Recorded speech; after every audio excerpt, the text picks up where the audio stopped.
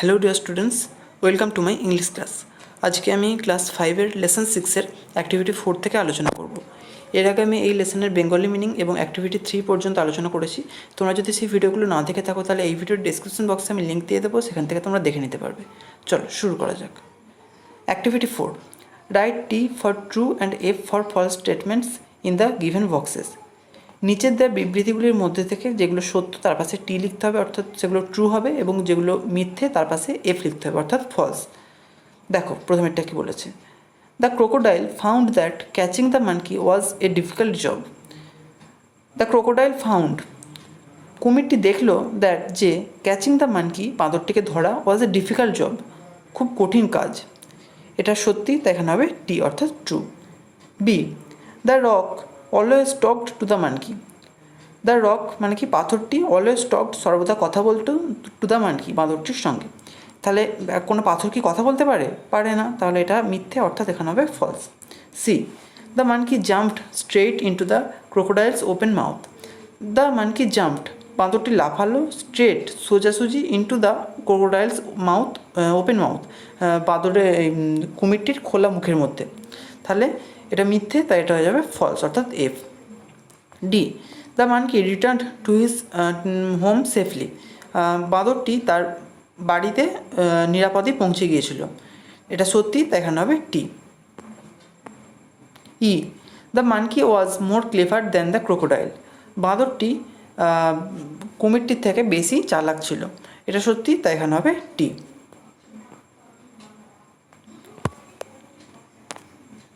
Activity 5 কী বলছে?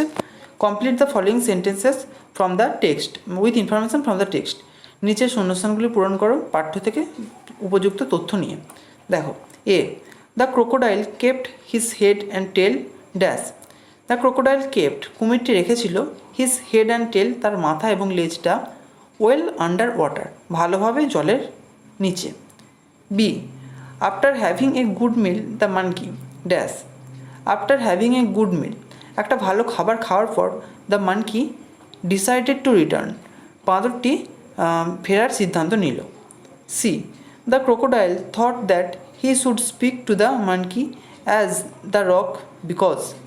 The crocodile thought, কুমিরটি ভেবেছিল, দ্যাট যে he should speak to the monkey তার বাঁদরটির সঙ্গে কথা বলা উচিত, অ্যাজ দ্য রক পাথরটির মতো, বিকজ কারণ, হি মাইট সাসপেক্ট সামথিং সে কিছু সন্দেহ করতে পারে, অর্থাৎ বাঁদরটি কিছু সন্দেহ করতে পারে, সেইভাবেই সে অর্থাৎ কুমিরটি ভেবেছিল যে তার বাঁদরটির সঙ্গে কথা বলা উচিত। D, the monkey observe that every time the crocodile opened his mouth dash. The monkey observed, বাঁদরটি নিরীক্ষণ করল, দ্যাট যে এভরি টাইম প্রত্যেকবার, the crocodile opened his mouth যখনই কুমিরটি তার মুখটা খোলে, his eyes would shut completely তার চোখ দুটো পুরোপুরি বন্ধ হয়ে যায়। E, the monkey had his home, বাঁদরটির বাড়ি ছিল, আপন এ রিভার সাইড ট্রি নদীর পাড়ের একটা গাছের ওপর।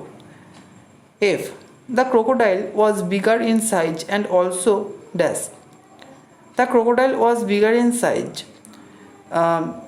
কুমিরটি আকৃতির দিক থেকে অনেক বড় ছিল, অ্যান্ড এবং ওয়াজ অলসো এ বিগার ফুল একটা বড় বোকাও ছিল। Activity 6, answer the following questions. নিচের প্রশ্নগুলির উত্তর দাও। A, who swam to the rock, কে সাঁতার কেটে পাথরটার কাছে গিয়েছিল? The crocodile swam to the rock, কুমিরটি সাঁতার কেটে পাথরটির কাছে গিয়েছিল। B, why did the monkey become suspicious. Why কেন, did the monkey become suspicious বাঁদরটি সন্দেহপ্রবণ হয়ে গিয়েছিল। The monkey became suspicious because the rock was looking so large that day.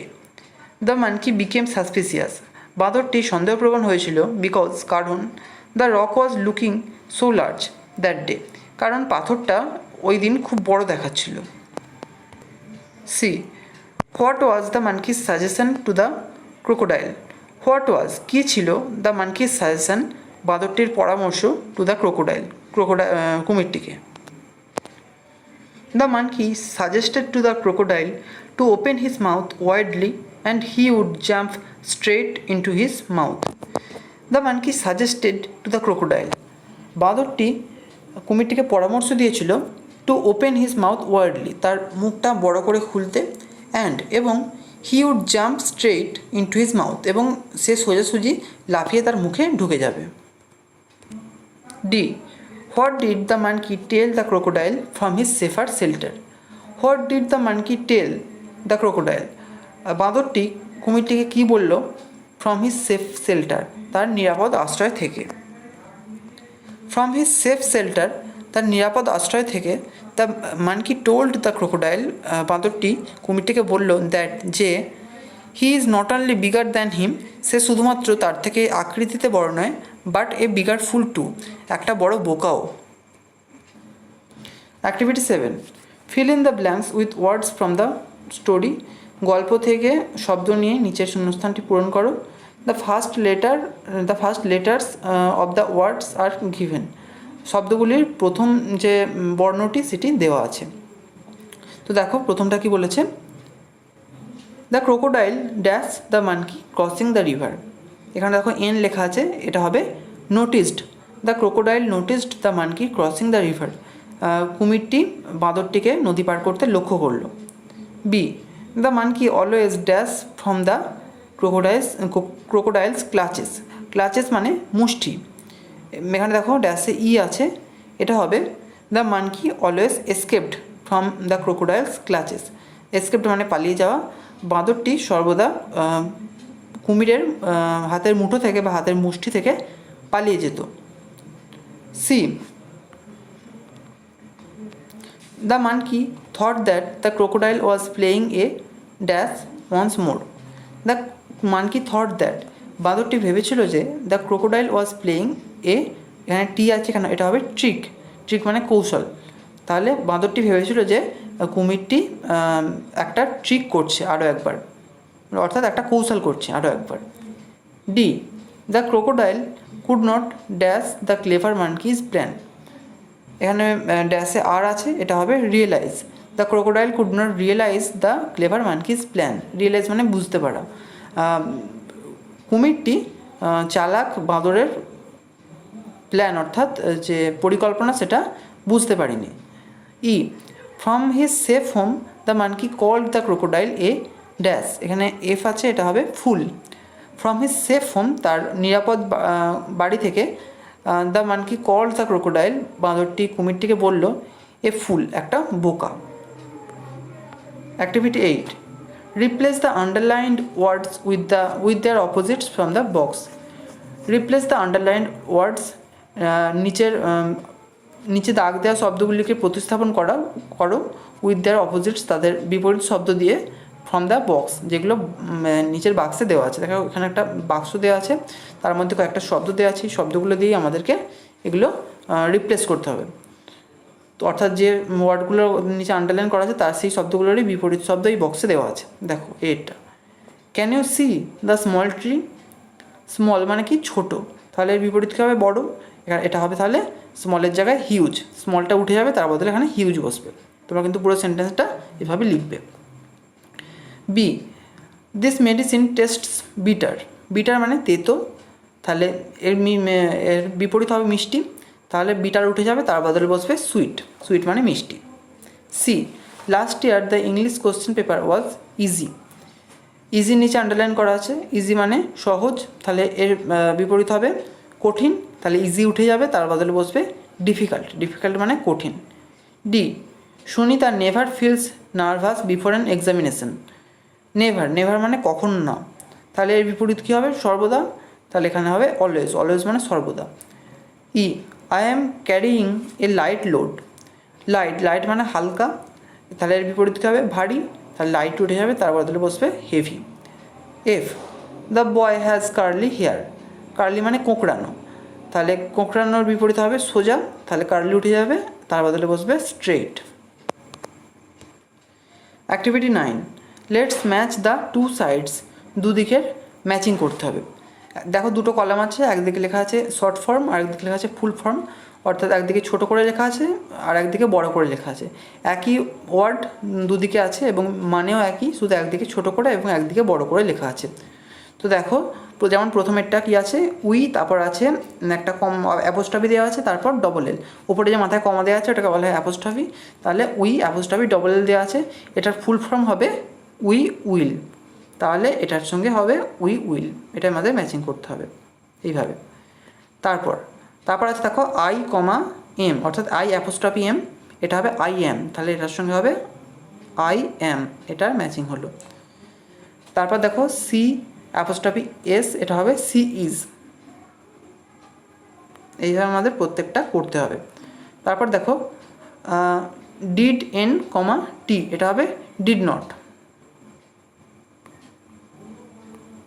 কালারটা একটু চেঞ্জ করে নিই তাহলে তোমাদের বুঝতে সুবিধা হবে। তারপর দেখো কি আছে ওয়ার এন কমা টি, অর্থাৎ ওয়ার এন অ্যাপোস্ট্রফি টি, এটা হবে ওয়ার নট। তারপর ইউ অ্যাপোস্ট্রফি ভিই, এটা হবে ইউ হ্যাভ। তারপর হবে দেখো ডব্লিউ এন অ্যাপোস্ট্রফি টি, এটা হবে উইল নট। তারপর দেখো ক্যান অ্যাপোস্ট্রফি টি, এটা হবে can not.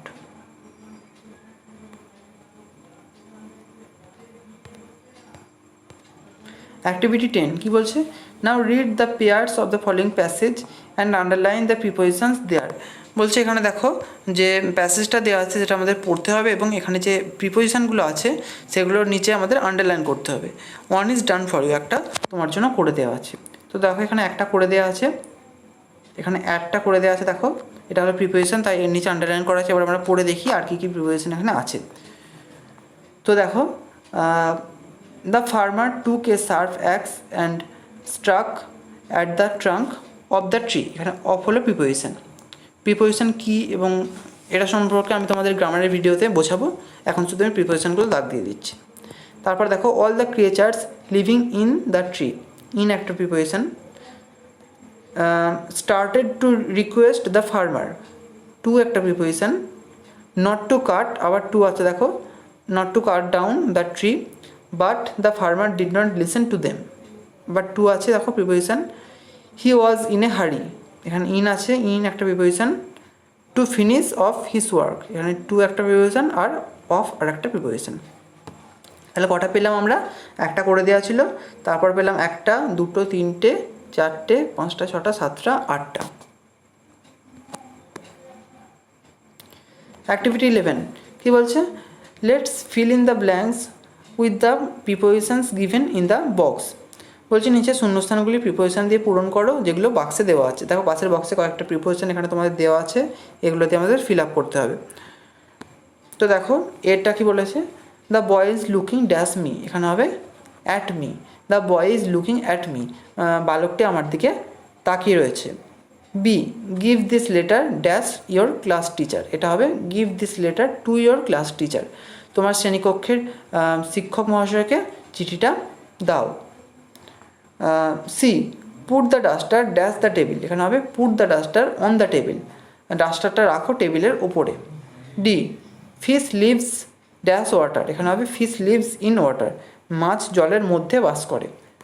E, put dash the light, এটা হবে পুট অফ দ্য লাইট, আলোটা নেভাও।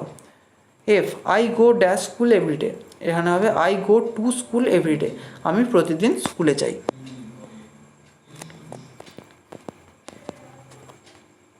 অ্যাক্টিভিটি 12 কী বলছে, রিড দ্য ফলোয়িং সেন্টেন্সেস, নিচের বাক্যগুলি পড়ো।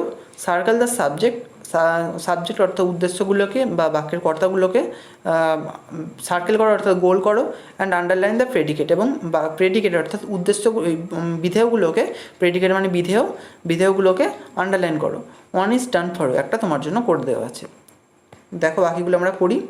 প্রথমেরটা দেখো, এরটা কী করে দেওয়া আছে, ডেজ পাস্ট, এখানে ডেজ হলো বাক্যের কর্তা, তাই এখানে এটাকে সার্কেল করা আছে, এবং পাস্টটা এটা রেড কালি দিয়ে করা আছে, কিন্তু আমরা আন্ডারলাইন করবো, আমাদের আন্ডারলাইন করতে বলা হয়েছে।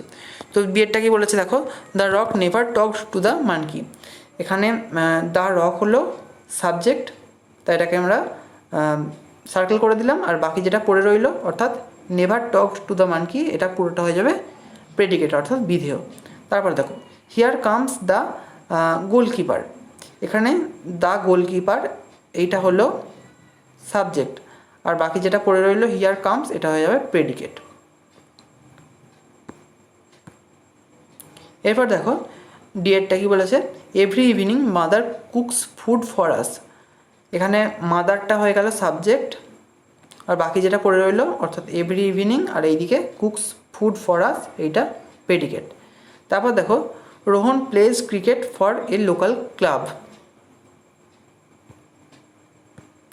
এখানে রোহন হলো সাবজেক্ট, এটা সার্কেল করে দিলাম, আর বাকি যেটা পড়ে রইলো plays cricket for a local club, এটা হয়ে যাবে প্রেডিকেট।